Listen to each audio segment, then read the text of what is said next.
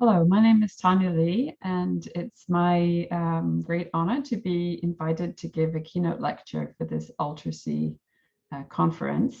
And thank you to the organizers for inviting me. I'm very happy and proud to be able to share some of my thoughts on these topics with you, and I look forward to the discussion that will follow. I'm just going to share briefly the title of my talk, which is Alter Politics and the Challenge of Articulation in Rural Indonesia. So the theme of the ALTERSEA conference is social movements and social activism. And the conference document draws special attention to less visible initiatives, marginal or what they call infra-political forms of protest and resistance that pass below the radar or that are so deeply embedded in forms of everyday life and relationships that we may not recognize their political charge. I myself have not studied social movements or activism as topics of ethnographic inquiry, but I have studied embedded or infra-politics, and I'm especially interested in exploring how politics in its most embryonic expressions does or does not link up with social activism and social movements to create change at scale. And I think this is part of the thrust of the conference, to understand how these different scales and types, forms of politics articulate or connect up with one another. To undertake such an inquiry, I think it's necessary to have a working definition of politics.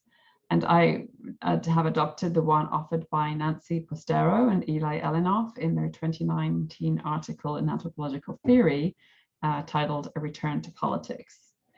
They write that politics is a practice of world-making that proceeds through constellations of critique, disagreement, difference, and conflict. So unpacking this definition, the first thing to note is that world-making means change and not stasis. It means attending to the very different ways in which actors engage with each other as they seek to transform the institutions, structures, and social formulations that shape their lives. This is the alter in the conference title. Alter not just in the sense of embodying an other, but alter in the sense of seeking lives lived otherwise, an alternative to the present, a world made differently.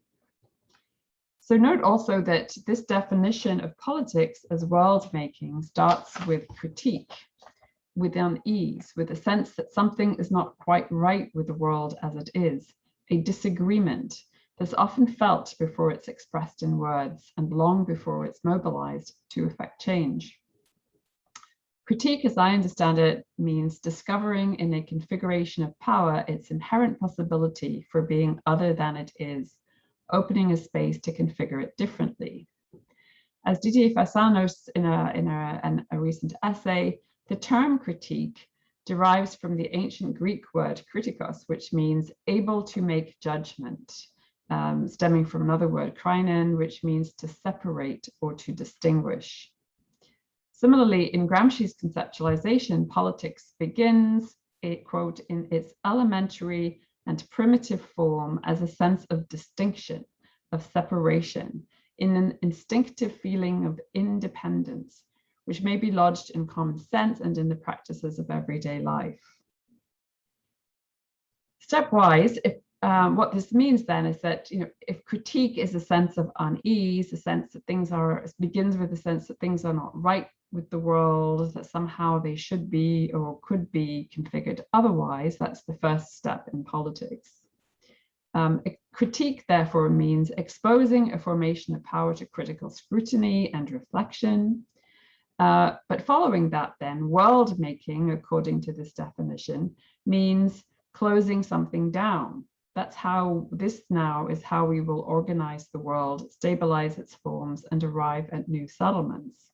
So there are these two moves: critique, which starts with the sense of unease, a sense that the world could be or should be configured otherwise.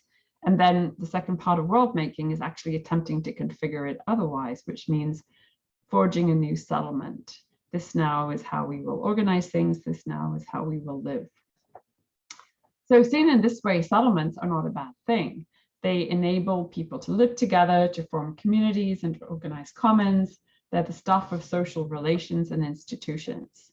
So the question for politics then is, what is wrong with current settlements and what different ones can we imagine and put in place? The fourth point I want to make about this definition of politics is the scalar question of what it means to engage in world making or to make new worlds.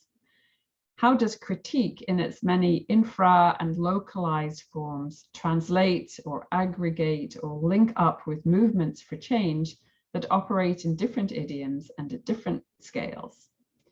To step from critique, which means, starting with the sense that something is not right with the world, to world making requires sharing critical insights, naming them, organizing around them, connecting up with others, and then acting to make new worlds.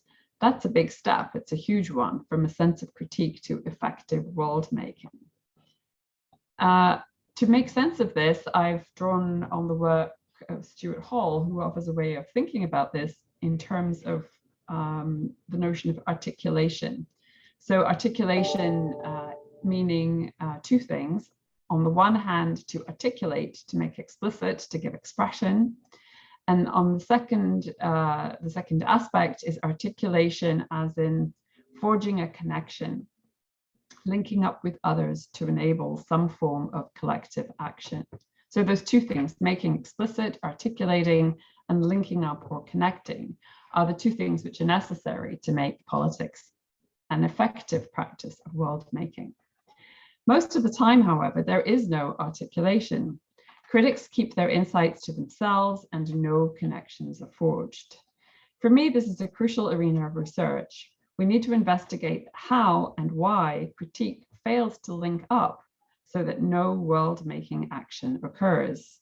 I call this politics interrupted, and it's been a key theme of my research. And it comes partly from the context in which I've done my work in rural Indonesia, where unfilled promises, precarious living conditions, inequality, and injustice are everywhere, and yet effective mobilization to counter these tendencies is actually not common. More broadly, in a world characterized by inequality and injustice, we might expect to encounter widespread political mobilization as different groups identify oppressive conditions and attempt to change them. Yet, in fact, it's relatively rare for a critical impulse to become the basis of mass-based social movements or political parties engaged in collective attempts to, in Marx's words, grasp the reins of history and change its course. Much more often, critique remains embedded in the practices of everyday life, in quiet stubbornness, and in small acts of refusal. But why is this so? Why is it so rare and so challenging for critical insight and infra-political action to be amplified by connecting with others and aggregating across scale? So I would like to suggest that it's difficult to address this question when studying activism or social movements. Those are precisely the locations where some collective attempt at world making is quite obviously going on. But in much of the world, most of the time, there is no such action. Critique is muted, no connections are forged across sites, and people have to live pretty much with the world as they find it. So for me, studying what is not happening, politics interrupted, is a crucial form of analysis. So to summarize the points I've made so far, and to make them concrete as a framework for analysis of this question of infra-politics and social movements, I'd like to propose a set of guiding questions which enable us to examine these questions empirically. And I'm going to share these on my screen.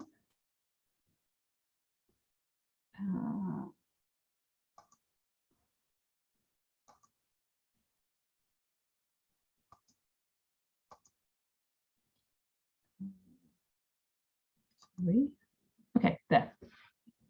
So these are what I think of as some key empirical or ethnographic questions that we could use to formulate such an analysis. So the first one is, if we think about politics as a set of practices, when examined in context, is a practice that we might observe and investigate, is that practice critical, rendering a form of power visible and contestable?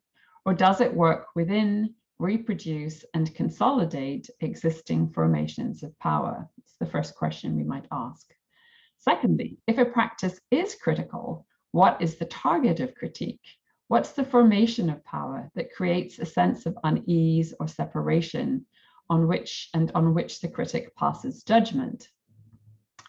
Thirdly, through what practices is critique enunciated or shared? This is the first meaning of articulation, right? To actually make something explicit.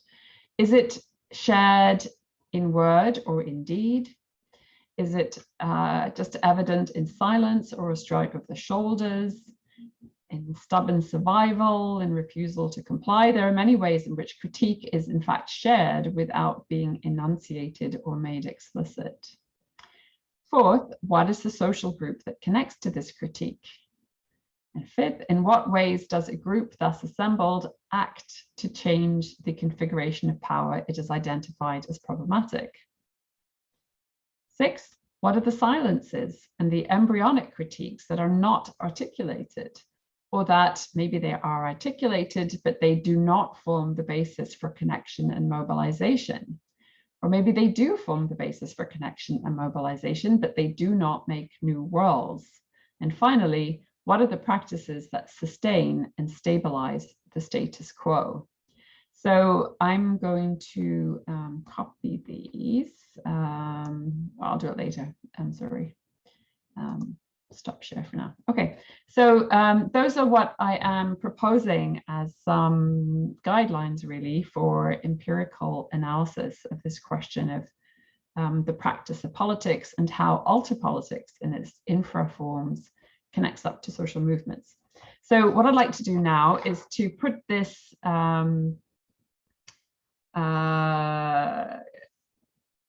framework that I've outlined into action by using it to examine two of the sites in rural Indonesia where I've conducted research, and to see what we can learn about alter politics by using this kind of framework for inquiry. So the first scene is the one that I examined in my book Land's End. And in the corner of Sulawesi that I described in that book, I would say that the form of power that confronted the Highlanders that I described was not misguided intervention, something bad being imposed on them, but it was a profound sense of isolation and neglect. This is what made them uncomfortable, uneasy, gave them the sense that something is not right here. We should not be living in this way, isolated and abandoned.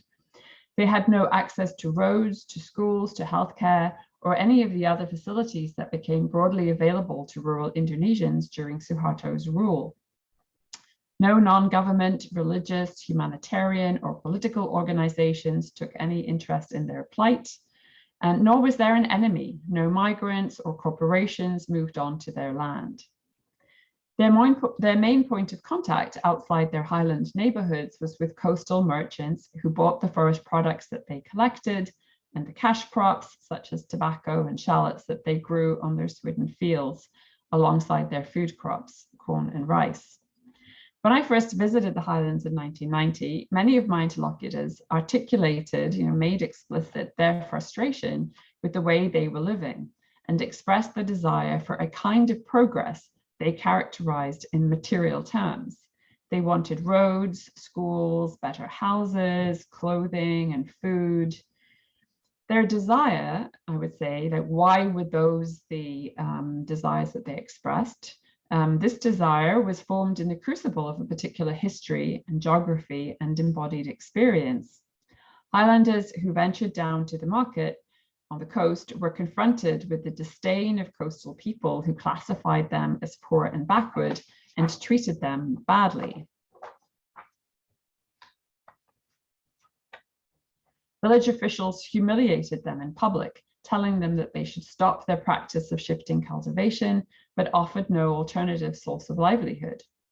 Highlanders responded to these affronts with downcast eyes, with silence, and a body language that expressed shame and embarrassment.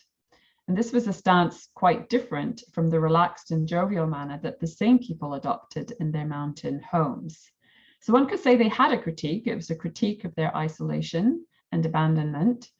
They didn't express it verbally to the authorities. To the authorities, they responded with downcast eyes, but they were quite capable of articulating this, of exploring their sense of abandonment, and when talking among themselves, and also when talking to me in their mountain homes. When a new commercial crop, cacao, came along in the early 1990s, Highlanders adopted it eagerly. They saw it as a means to improve both their economic position and their social status. Cacao would give them money to improve their houses and perhaps the means to send their children to school.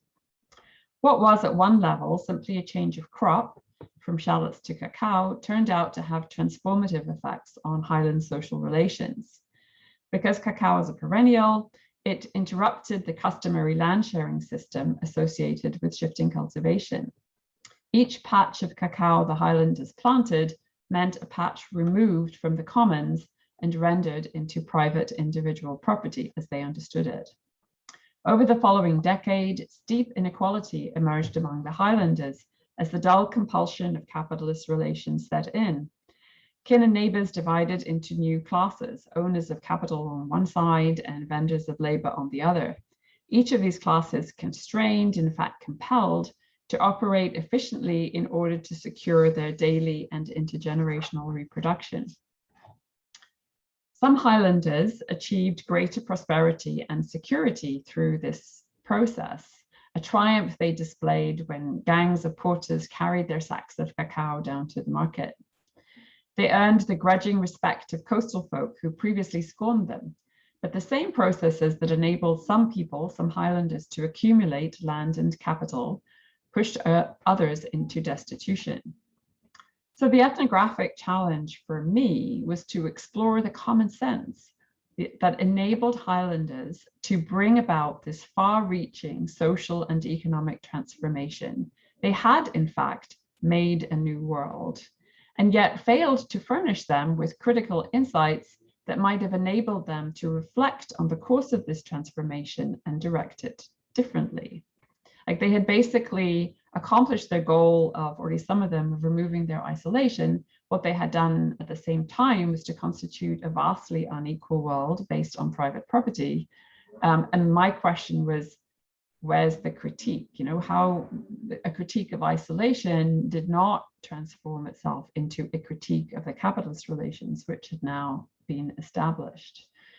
So that was a mystery. That was a mystery to me. That was the thing I then had to understand.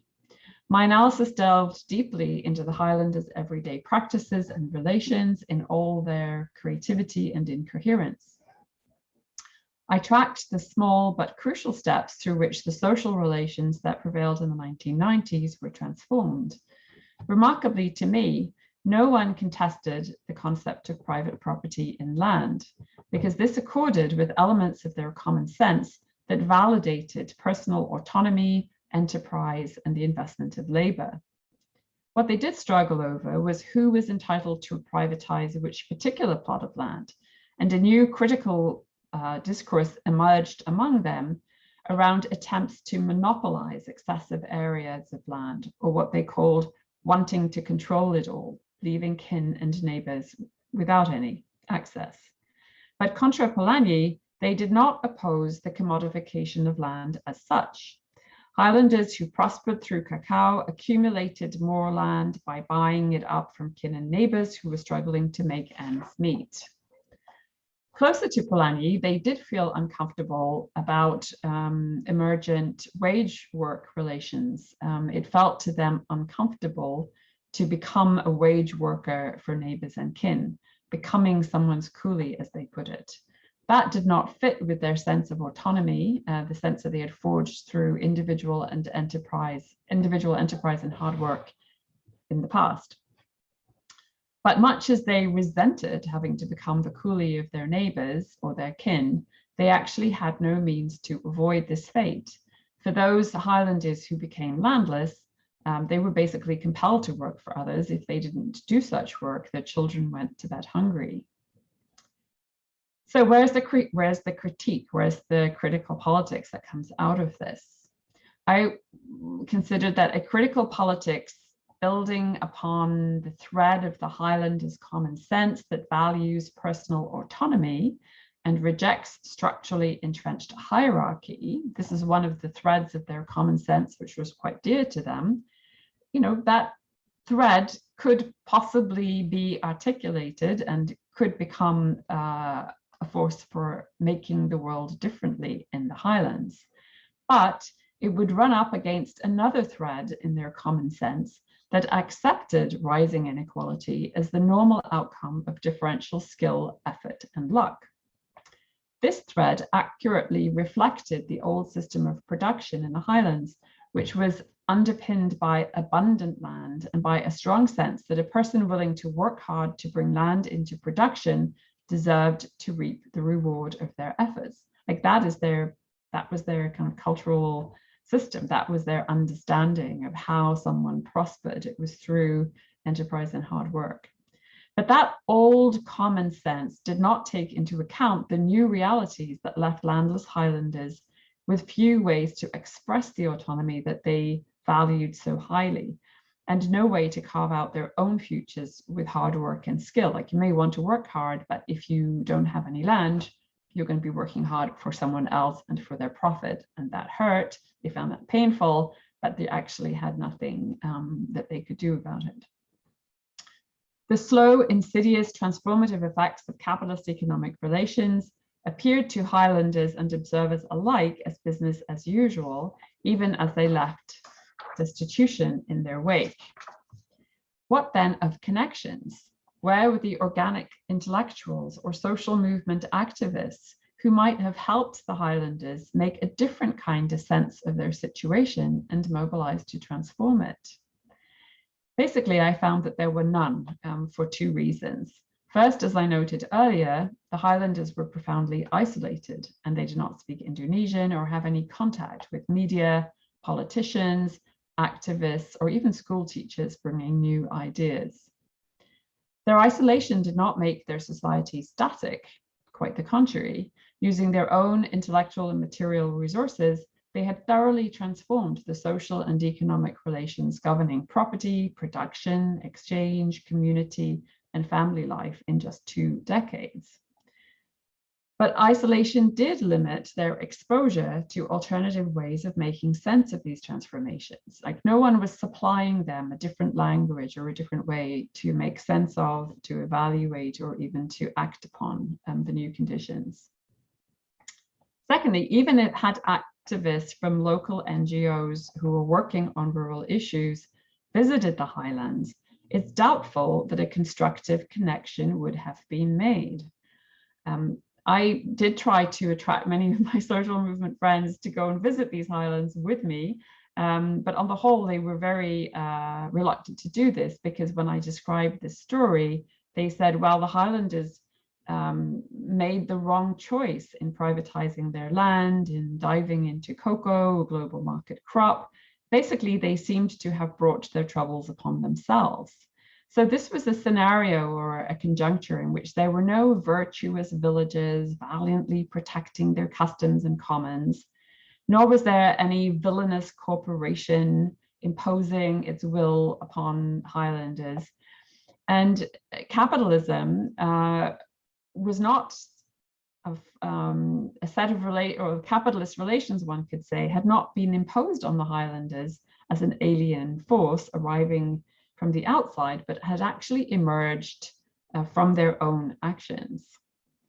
So their desires and actions then made these Highlanders unattractive subjects for social movement activists, who at that period, throughout the 2000s, and I would say still today, are seeking examples of indigenous autonomy, of community, of sustainable food production. The idea that people would elect to dismantle their commons in favor of private property is such a big no-no in many social movement circles that it's not surprising that they could not find allies. So as a result of this, the Highlanders could not gain recognition as legitimate political actions or forge any alliances that would give them traction.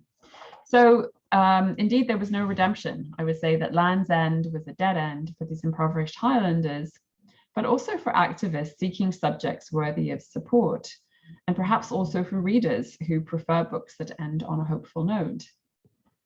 So my book did not quite end there, as I made the argument that an ethnographic study is itself a political intervention if it accomplishes one of the goals that Gramsci set for intellectual work, which basically means to examine the common sense of a particular social group and shed light on its insights and points of confusion in order to devise new knowledge. So, that in itself, understanding how they got to the situation that they were in is itself a form of useful intellectual work. But where does this knowledge go and what does it do? In relation to my Highland interlocutors, I myself was in no sense an organic intellectual, and I was unable to locate Highlanders who were ready to express their own critical analysis of the changes that had taken place in their neighborhoods. My attempt to encourage insight among Highlanders were limited and unsuccessful. When I pointed out to my interlocutors that the rich were getting richer and the poor were getting poorer, the Highlanders fully agreed with this observation, but they treated it as banal, as absolutely ordinary, and in fact, common sense. It fit too easily with their own version of common sense, which basically says those who work hard and are lucky will get ahead. It did not spur them to reflect or to act differently. As Gramsci insisted, effective politics emerges from a specific conjuncture, a place, a time, arguably the right time, in which a new kind of sense can be made and new connections can be forged. It requires intellectual and organizational resources that go far beyond those of a visiting anthropologist. Vis-a-vis economists and planners, I'm no more optimistic about the effectiveness of my work. It will not unsettle their complacent recommendations that inefficient farmers should leave the land and find somewhere else to go and something else to do. My intervention, I would say, now a few years on, has been slightly more effective in relation to social movements. Some of my interlocutors have been encouraged to grapple with the common sense of villages such as these, who are seeking prosperity through market engagement and opening the way to build social movements that start from the insights of their interlocutors, rather than starting from movement activists' own knowledge about how people should live, what they should value, what they should do, or their sense that these Highland had just made terrible choices and should have retained their commons, should have retained their food production, should never have attempted to improve their situation through launching into cocoa. So perhaps my stubborn refusal to produce a redemptive narrative in which, NGOs to the rescue, or it all turns out all right in the end, could be something useful here. Excuse me.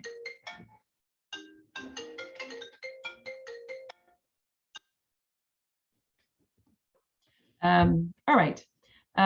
So that was this one ethnographic story that I wanted to share with you to show both that, it's not as if these Highlanders lacked any sense of critique, but the object of their critique, the formation of power that they were engaged with was their abandonment and their isolation and their poverty. It wasn't a formation of power focused on environmental destruction or their displacement. Those things had not happened to them. So starting then, as I had suggested, we're looking like, what is the formation of power which makes people uneasy? How do they express that unease? Who mobilizes around this critique and what do they do about it? In this case, you'd say they did mobilize around their sense that they had been abandoned, and what they did about it is they decided to plant cocoa. Then you would ask at a wider scale, well, with whom does that form of action, that form of world making connect up? And you'd have to say at this historical moment, social movements are on the whole not very interested in people who embrace capitalism and who seek to improve their situation through market engagement, because they are seeking interlocutors who value the commons, who value food production, and who are invested in a different set of in a different kind of vision of the future. So now I want to change tack and talk briefly about my second research site in Indonesia's oil palm zone, which is part of my current research on plantations on the island of Kalimantan. And this presents quite a different set of ethnographic puzzles and engages a wider spectrum of actors. So in this story, there are former landholders who have been displaced by plantation schemes. There are indigenous and migrant smallholders. There are permanent and casual plantation workers. There are private and state plantations. There are managers and officials. So there's a whole lot, wider set of characters, wider set, one could say, of formations of power, engaging different sets of actors differently. The mode of research was also different in this case, because I conducted it in collaboration with an Indonesian colleague, Pujo Sumadi, and a team of our students. So for the sake of brevity, I've decided to do this part of my analysis by focusing on just one image and reacting to it, first viscerally, effectively, and then more analytically and in context, returning to the set of questions that I posed above. So now I want to share this image with you.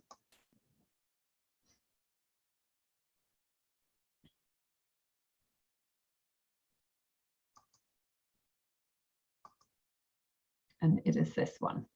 So look at this picture. What do we see here?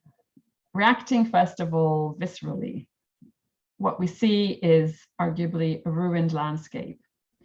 The number of species, the life forms which are present here have been radically reduced. What the picture actually shows is a plantation of oil palms that have been injected with the herbicide Roundup so that the new palms can be planted underneath. We also see here a lone person walking on the hot, bare earth, unshaded, wearing slippers, not work boots or shoes.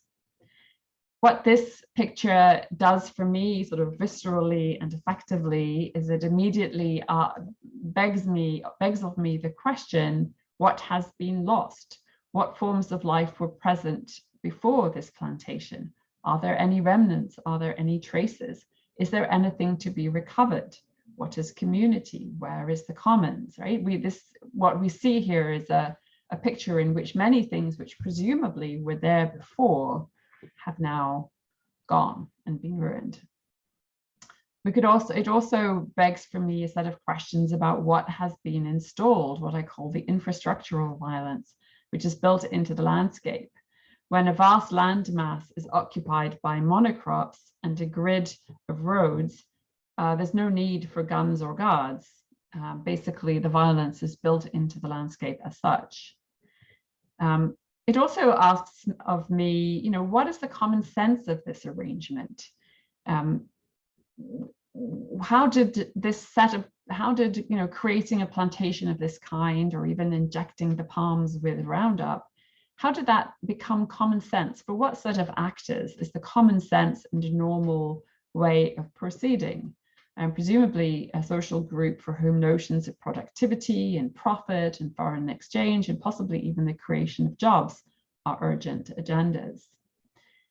It also asks me, what are the gaps? What is the discomfort? What's the point at which a landscape like this, which is saturated with power, reveals cracks and fissures, the point at which the common sense, in fact, makes no sense at all? Where is the politics? Who has a critique? What are its forms and what are its targets? What is the alternative? What alterity, what future, what new world is possible in a landscape like this? So those are, my first sets of reactions to such a picture, thinking about alter politics. Digging deeper and putting those observations in context, what else is going on here? I know from the research that we conducted that although oil palms dominate plantation landscapes, they do not, in fact, eliminate other forms of life. There are insects and fungi, ferns and lichens, grasses and shrubs that compete with palms for light, water, and nutrition. There are rats that eat palm fruit, there are snakes that eat rats and disturb plantation workers, and there are cows that workers raise to supplement their incomes. So it is desolate. None of that other presence of other life at all, in my view, redeems a scene like this, but it is to be noted. The palms in this picture had been injected with herbicide to kill them. Why? Because they were 12 meters tall, a height which is too tall to be harvested by men using a scythe, using a long pole, which is the industry's preferred low-cost technology. So what's happening here is that something which is no longer of use from the point of view of productivity and profit was being disposed of, a sensible enough or common sense practice from some perspectives. But there were other perspectives on this scene. For workers that we knew and that with whom we discussed this, who, especially those who were nearing retirement, the dead palms were a scary reminder of their own disposability. They made them feel viscerally, uncomfortable, and reminded them that they too would be cast out, perhaps even killed off, when they were no longer of use. So this scene in itself provoked a kind of a critique which they absorbed onto their own reflection on their own condition as disposable labor for the plantation. To former landholders, the Malayan Dayak people who lived in this area before the plantation, the killing of the palms in this way signaled disrespect for Mother Nature. They described to us the eerie feeling they had when driving along the plantation roads through this field of dead palms.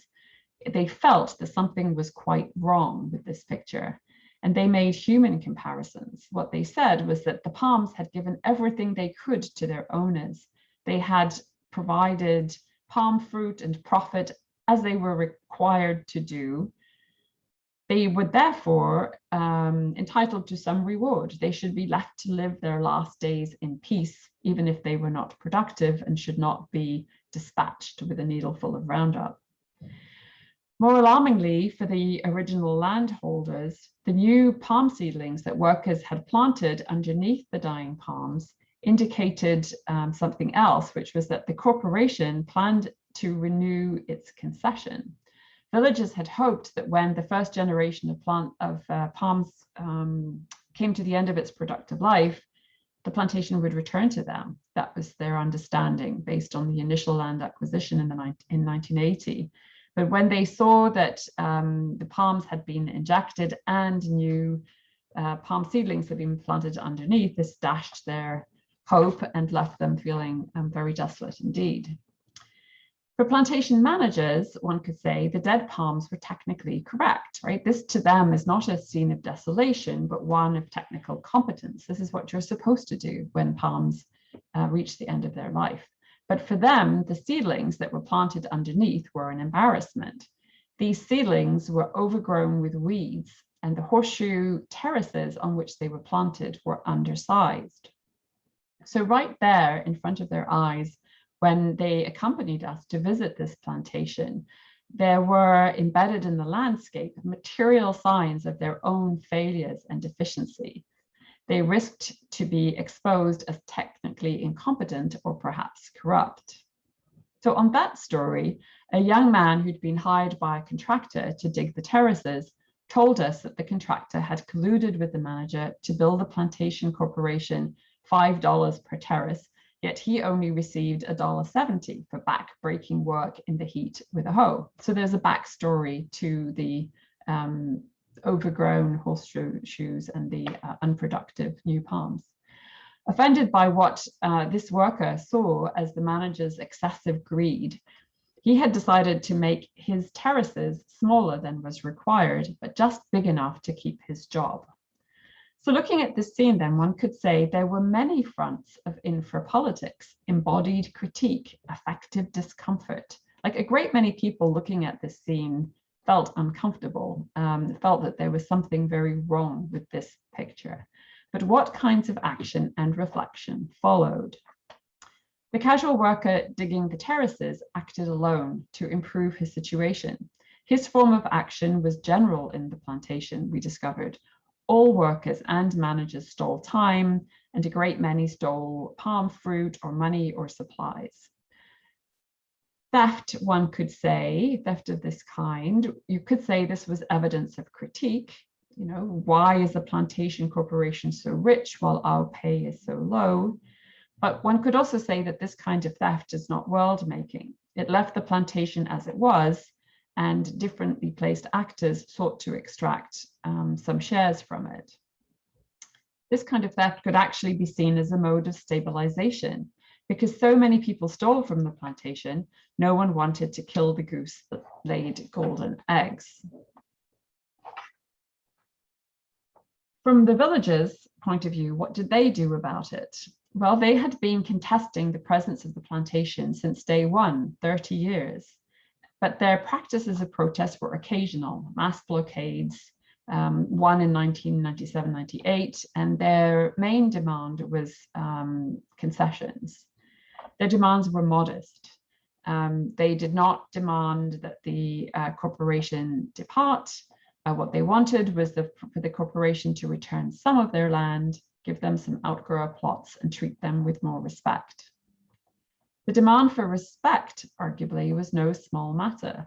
Villagers felt that they had made an imposed sacrifice when the plantation took over their land, polluted their rivers, and left them with nothing. But to add insult to injury, the sacrifice was not recognized as such. Managers and plantation workers treated them as irritants, as ignorant and backward people who had produced nothing and had no right to make claims, or treated them as layabouts and thieves. So what did they do about it? Their own ongoing action was theft of fruit. They also used arson as a form of protest and a source of profit.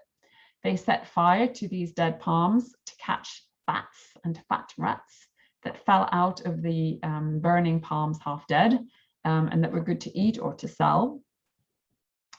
Sometimes the falling, burning palm trees set fire to the grass and seedlings as well. Oops, was that deliberate effort to undermine the economic stability of the plantation, or was it accidental? It's hard to know on those things.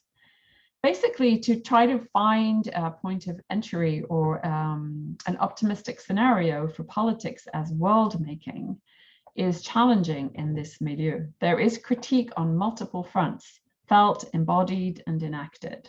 It's seldom enunciated, and only with the blockade did villagers actually mobilize collectively. Even then, they were pacified with a few small concessions. So at this stage, living in a ruined landscape, villagers, the former landholders who still live around the plantation, would have a hard time connecting to movements for support of the commons, or for customary land rights, or care of the species. Some of the kind of fronts of alter politics that the organizers of this conference are especially interested in. Looking at a landscape like this, it seems to be over for those landholders, over for those villages. They may be worried about the spirit of the land and the dead palms, but it's hard to think about this scenario in terms of preservation of the commons, or even recuperation of the commons. So that's the dead end, one could say, for the landholders. Like, the violence is done. It looks like this. Their fronts of action are limited at this point to, to skirmishes, theft, arson, blockade, try to get some small concessions, but they don't see a way to make this world differently. How about plantation workers? They do not mobilize collectively because they do not have unions. And this is the tragic result of the anti-communist and anti-union massacres that occurred in Indonesia in 1965 to 66, and the oppression that has continued since then in multiple forms. So looking back in history, in the 1950s, plantation workers' unions were very effective in organizing collectively to improve workers' conditions and pay. This is mainly in Sumatra, which was the intensive plantation belt at the time. These workers also engaged in education to help union members understand that they were not servants or slaves, but workers who were due proper respect as vital parts of the production system. But unions and their educative apparatus, their way of articulating problems and forging connections, have not re-emerged in Indonesia since 1966. There is no effective union movement on Indonesia's contemporary plantations. There are occasional attempts to reunionize, but they're rather severely repressed and have not gained traction. So although there are cracks and fissures in the plantation's arrangements and multiple fronts of critique, there are many practices, one could say, operating over different scales of space and time that sustain the status quo. So historically, the eradication of the Plantation Workers Union, materially, the entrenchment of this kinds of landscape, the sense that it's hopeless, it's over, you cannot go back to how things were, you somehow have to adjust to the world as it is, rather than being able to imagine a world constructed differently. So to conclude my talk now, in selecting two rather dismal, I would say, and distressing examples to discuss, I've pushed to the limits of what we might hope to find or what we might identify as alterpolitics. Highland villagers in Sulawesi dismantled their own commons. Villagers and workers in the plantation zone have had to adapt to a bad situation. In neither case did they mobilize locally or connect laterally, with other villagers, other workers, or join up with social movements operating at different scales. Yet they had critiques. It's not as if they were passive or unaware that there was something terribly wrong with this picture. The challenge of effective politics, how to move from incipient critique to world making, is, as I have said, a huge one. And I would argue that it's easier to understand this challenge by examining sites where movement is blocked or interrupted. These are sites which I think are good to think with, and hopefully this will be useful for material for you as the discussion continues.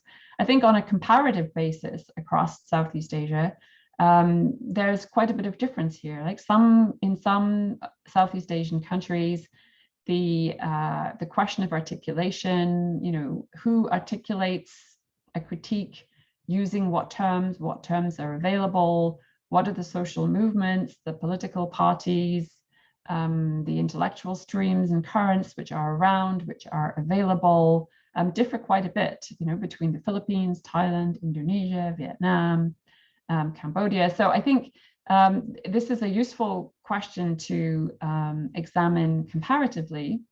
And I'll just end by a comment. One of my colleagues, Wendy Wolford, who works in Brazil and has worked with the movement, Landless Peoples Movement, when she read my book Land's End, she said, but where are the social movements? Where are the unions? Where are the cooperatives? Where are the priests? Where are the people who could be helping these people to articulate and name the source of the problem and to act upon it? And when I told them that it's not that I had simply neglected to describe them in Land's End, it's that they really were none. There are no such institutions in that area. And I think people who work on social movements and who follow NGOs around see a world full of movements, a world full of potential for articulation, both making explicit and connecting. Because I've worked in places which are not, in fact, populated by such movements. It has really alerted me to the challenge of having movements be present and also to be effective and to be in a position to connect up with the embodied forms of critique that I have repeatedly noted and observed present on the ground. So I'm going to leave that there and stop this now. And I hope that this has been useful for you. Thank you for your attention.